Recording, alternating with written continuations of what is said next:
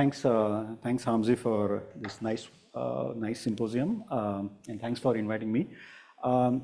So today I'm going to talk about some results on how to do data-driven optimal control using linear operators. So there's not much of machine learning here, but again, as piggybacking on Miroslav's talk, the idea is that we don't necessarily want to throw away all the knowledge that we have for control. So there's ongoing research efforts on sort of using deep neural networks for purpose of control, just doing end-to-end control, data to control. Reinforcement learning is a part of it. So in that body of work, somehow the advances which have made in the model-based control has not been sort of completely exploited. So the idea is how to actually build on continue with the knowledge that we have, or continue with the advances that we have made from the model-based control, and use the deep neural network wherever it is appropriate, right? So we don't necessarily want to use neural network to do all the or replace the entire control, but sort of find the right place for a deep neural network when it comes to control. The second point is a little more subtle, which has to do with more from the applications. So I think the neural network is good at certain things. Traditional control methods have been good at certain things. So, and I think there is as I'm saying, there's a place for each of them. And I think the progress could be made by actually combining these two methods, doing a nice fusion of this method. And I feel that one of the applications which sort of brings out this fusion is the robotics application. So let me just tell you, I think in robotics application, we have very good models for the robotic system, because these are basically mechanical system, Euler-Lagrange equations. So the models are very well understood. But then these robots are supposed to be operating in some unknown environment. So for example, here I'm showing this quadruped robots, which is moving in some unstructured environment. So the terrain itself is, so although the model of the system is well known, the environment is not very well known, right? Or it's unstructured. And so there is a lot of data, but you can actually get from the sensors. Now the question is how to actually integrate that data from the sensors, let's say a perception sensor or camera, LiDAR, and IMUs, and integrate them for the purpose of control, right? To make the robot actually navigate in this unstructured terrain, right? So while we have this models for the mechanical systems, which is robot, which is well known, how do you actually integrate those models with this environmental data, okay, the camera data? And the neural network is actually very good at actually compressing that data from the cameras, right? So deep convolution neural networks. So how do you sort of integrate that data with the mechanical models that we have, and what is a common language to actually do that? What is a common modeling framework that will allow us to enable this integration of this data coming from sensors in the traditional model-based approach to control, right? And what is the framework which I'm going to present, which is sort of a linear transfer operator framework, which I'll go into more detail on that. It actually, the claim I'm making is that that's actually a right way of actually sort of integrating this, integrating the traditional models, data from a traditional model, as well as data from the environment, for which we don't necessarily have a good models, right? For which because the environment is constantly changing, and modeling them from first principle physics is actually is not going to take us anywhere, right? So that's what I meant by there is a right place of actually using deep neural network when it comes to control design, and I think that especially in the context of this robotics application, that is very clear. So in this application, as you see, the goal is to actually navigate this robot to walk on this unstructured terrain, and so here the challenge is not just a point-to-point control, but important question is how to actually ensure the safety, right? So the robot will be equipped with cameras. So how do you take the camera information to map out the terrain, to come up with the constraints which will be used in the sort of the control setting to design a control while satisfying these constraints of the safety, right? So that's the challenge. So here, the safety is one of the things. Another challenge is also ensuring stability, which is sort of the domain of control control theory. How to actually ensure the stability of the robot while navigating on the unstructured terrain, which is not so easy problem. And I believe that and that's just a conjecture that I think designing controllers for ensuring stability is much harder problem than perhaps designing controllers for some optimal control. So if you have a system which is already stable, maybe it's and you want to design a controller, maybe and I think the RL may be able to do a good job, but if you want to design controllers which are actually want to ensure stability, then I think that's much tougher problem. Okay? And that's one of the problem here, which I feel that traditional model-based methods actually have an upper hand when you want to design controllers for stability. Okay? Another application is navigation of ground vehicles. This is joint work with one of my colleagues at Clemson. So here you see, so this is again, all these videos I'm showing, actually this is coming from as an application of the linear transfer operator theory, which I'm going to present in next few slides. But here again, we sort of done end-to-end control, where we actually take data, not only from the vehicle data, some reduced order model from the vehicles, but also the perception data, the environmental data, and how do you actually make them navigate, go from, do different maneuvers. So here the vehicle is doing two different sort of maneuvers. And again here, designing controllers end to end, which I'm not going to all the hard work and has gone into actually making this work in practice, but I think these are the kind of problems now we can actually tackle by integrating this machine learning and traditional control-based method using this framework of linear transfer operators. Okay? So this is this is sort of navigating a 1/6 size vehicle on a flat terrain. Now, if you want to actually do the same on unstructured terrain, so this is a short video on that.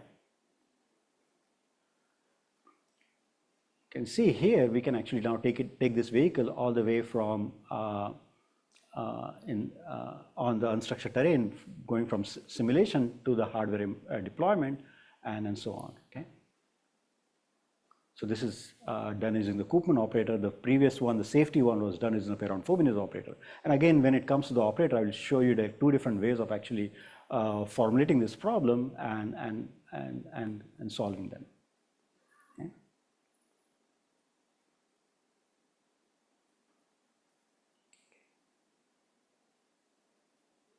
Okay, so let me jump to the, you'll see more of this in tomorrow's Igor's talk on the linear operators, especially so on the Koopman side, but there's a dual to the Koopman, which is the Perron-Frobenius operator. So let me just give, okay, yes.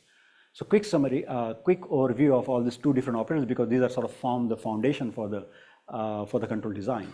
And there is a role for each of them, and I'll tell you how to actually use these two operators and come up with two different formulations of the control problem. So let's say we have an autonomous dynamical system, no control, x not equal to f of x, continuous time dynamical system with a solution as t of x. You can define a Koopman operator, which is the operator which maps from functions to function. So if you have a function psi, the Koopman semigroup is a semigroup of operator ut, denoted by ut, acts on psi, and the new function is given by psi as t of x. This is a semigroup, so there is an infinitesimal generator for the semigroup, which is given by the following expression, which is partial psi, partial f of x. And on the Perron-Frobenius side, oops, it needs some calibration. On the Perron-Frobenius side, we have a Perron-Frobenius operator, which is semigroup, which is denoted by p of t, p subscript of t, acts on a function phi, and it's defined in the following way. And similarly, we have this infinitesimal generator for the Perron-Frobenius semigroup, which is defined as follows in terms as a divergence of f phi, where phi is the function on which this p of t is acting.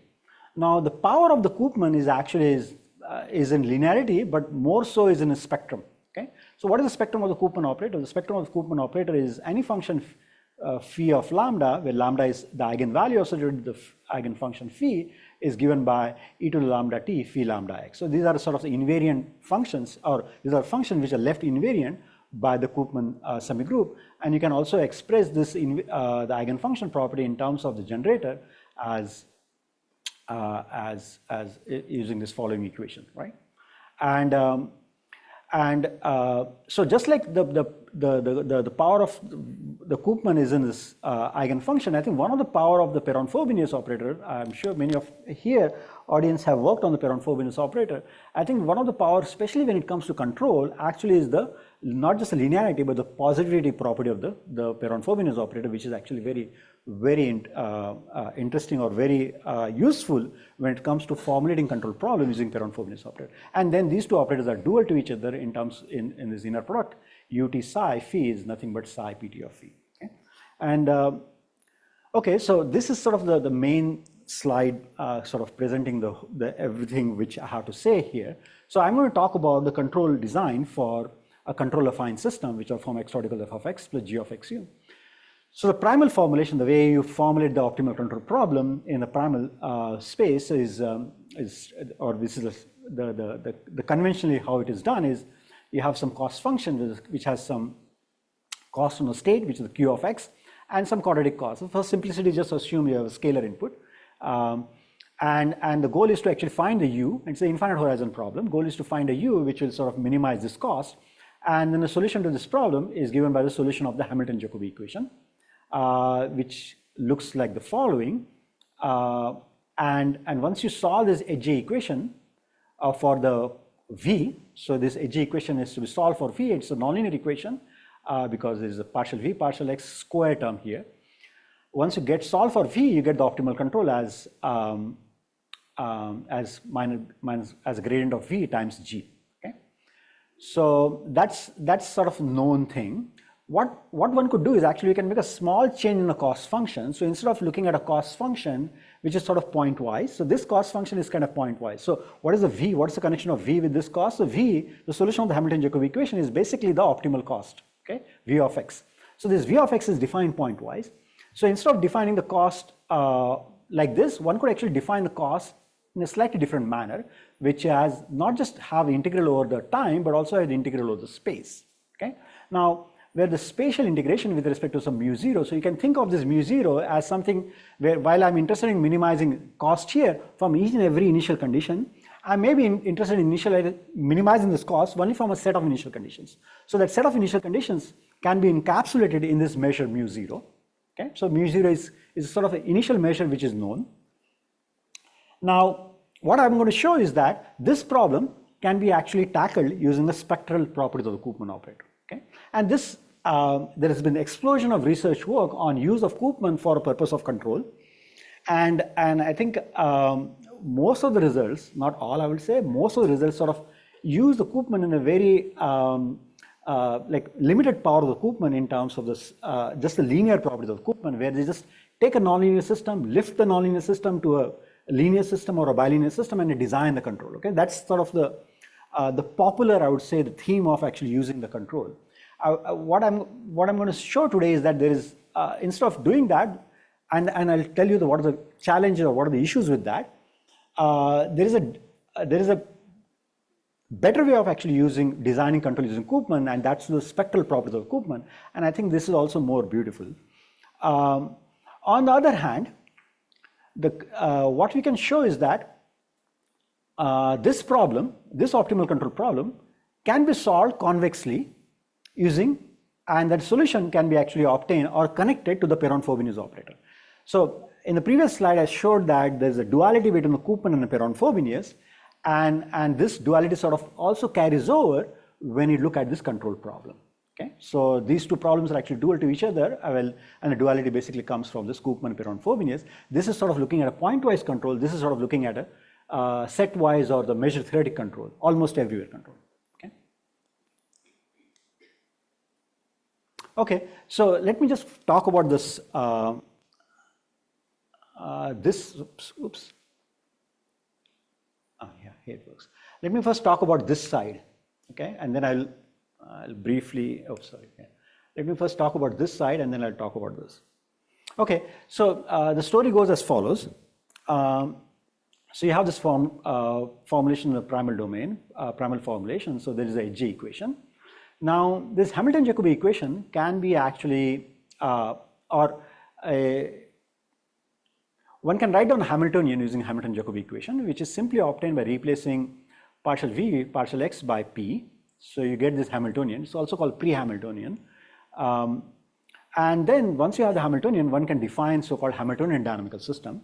So I wrote down this Hamilton-Jacobi equation in slightly general form. Instead of GG transpose, which is the case when you get optimal control, I wrote it in a slightly general form which has the R in it. So this Hamilton-Jacobi equation has Hamiltonian, and this Hamiltonian can now be used to define so-called Hamiltonian dynamical system. Okay? And what you can now show is that the optimal control is now sort of hidden in this Hamiltonian system.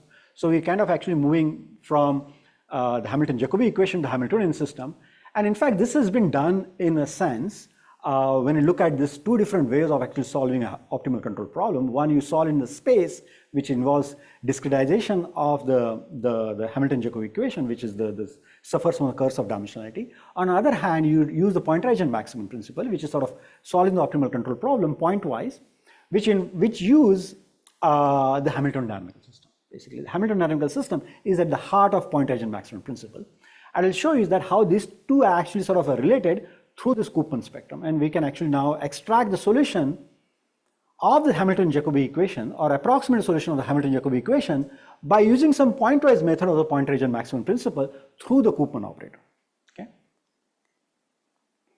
Now, so the optimal control is kind of hidden or there in this Hamiltonian dynamical system. In what form it is there? So it is in the following form. Okay, so before that, the main contribution here is to show how to use the Koopman spectrum to solve the Hamilton-Jacobi equation or the approximate solution of Hamilton-Jacobi equation. Those in controls know that Hamilton-Jacobi equation is basically at the heart of all problems in system theory. Okay, whether you look at robust control, optimal control, distributivity theory, reachability theory, reduced order modeling, everything actually sort of goes back to the Hamilton-Jacobi equation.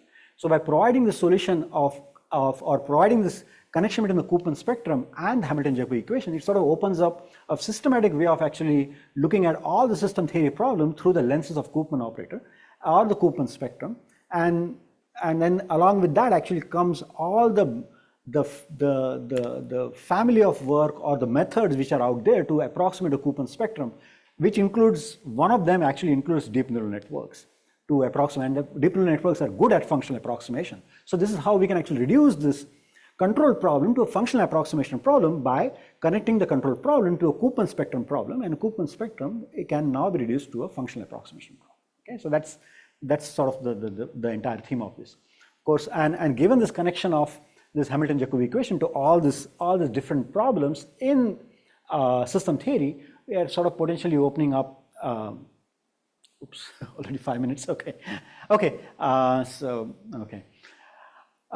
how does this solutions actually connect with this Hamilton-Jacobi, Hamiltonian dynamical systems can be used to find the optimal control. These are actually, solution actually lies in the Lagrange, so-called Lagrangian submanifold. Lagrangian submanifolds are nothing but the invariant submanifolds of the Hamiltonian dynamical system, which can be used to construct the solution, which are sort of parameterized by the X only, and they can be used to they can be used as a solution of the Hamiltonian system and Hamilton-Jacobi equation. So we are essentially using the Koopman, and now what's the connection to the Koopman spectrum? The Koopman spectrum, or level curves of the Koopman spectrum, can be used to find the invariant manifolds of the Hamiltonian system, and the invariant manifolds of the Hamiltonian system, or special invariant manifolds which are Lagrangian submanifolds, can be used to compute the optimal control. So that's the story. Okay. So there are two different ways of actually, because of the time, I'm going to cut short this. There are two different ways of actually using the spectrum of the Koopman to find the Lagrangian submanifold, okay, which is, one can either use the spectrum of this uncontrolled system, or we can use the spectrum of the Hamiltonian system to approximate the edge solution. And why this is better, I mean, why this is different than the existing approach using the Koopman for control is that this doesn't involve lifting the control dynamical system, but we are working directly at the level of the Hamilton-Jacobi equation, which has optimal control already inbuilt in. So rather than sort of going from a model or data to the model to the control, we are sort of bypassing the model part and just directly going to the control in a sense. I mean, the model there is there, but it's sort of implicit, it's not explicit. Okay. And again, because of the sake of time, I'm going to, so there are two different ways of actually using the Koopman spectrum to approximate a dissolution. And I'm going to skip this because of the sake of time. One thing I would like to point out is that when you look at the way this theory develops, actually it turns out that this approach of extracting the control from the Koopman spectrum is a very natural way of sort of generalizing existing results in linear control theory to the nonlinear system, in the sense that the existing linear results from a linear system theory, especially the LQR sort of the optimal control, actually comes out of a special case from the computational side. It has a big implication even from a computational side when it comes to approximating the eigenfunctions. So anyway, so I think I'm going to skip this. Let me just flash this for a while. So I think ultimately what it turns out that the optimal cost function, or the solution of the Hamilton-Jacobi equation, is given by something like phi transpose L phi, where phi are the eigenfunctions of the Koopman operator and L is a matrix which can be found by solving a algebraic Riccati equation. Okay. So I'm going to skip this. Okay, so this is the next part of the talk, and I think this I'm also going to make it very short. As I said, so in this new formulation, the things which is different than a traditional formulation is that now we have a integration over the space as well, which is given by this d mu 0. And now I also added some safety constraints. So imagine that, and this is sort of related to robotics application. So imagine that you have some set xu which you want to avoid. So you want to design optimal control such that the x of t trajectory never enters this set xu. And this in general, actually, if you write down this constraint in the primal domain, this is actually a non-convex constraint.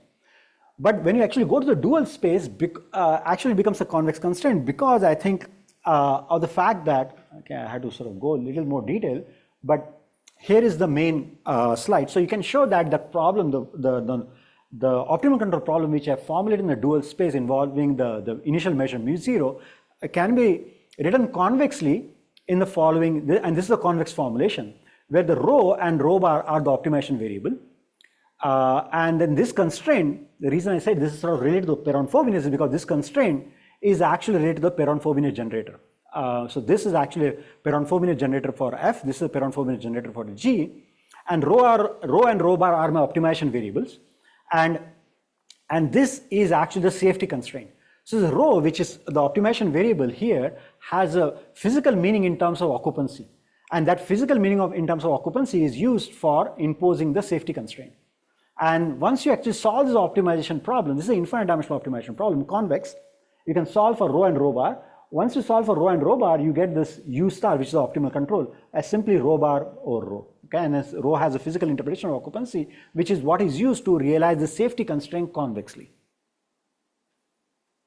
Okay, so this is non-convex, this is convex, and again the approximation methods for a finite dimensional approximation of this infinite dimensional convex problem can be again done using neural networks based on the duality between the Koopman and Perron-Frobenius, and you can approximate the Koopman using data, and that can be used to approximate the Perron-Frobenius. So long story short, I think, okay, so this is sort of a repeat of this previous one, but I think finally the acknowledgements to the students and funding agencies. Thank you.